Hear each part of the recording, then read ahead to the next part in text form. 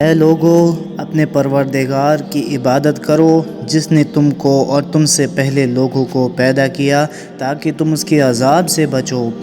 جس نے تمہارے لیے زمین کو بچھونا اور آسمان کو چھت بنایا اور آسمان سے مہ برسا کر تمہارے کھانے کے لیے انواع اقسام کے میوے پیدا کیے، بس کسی کو اللہ کا ہمسر نہ بناؤ،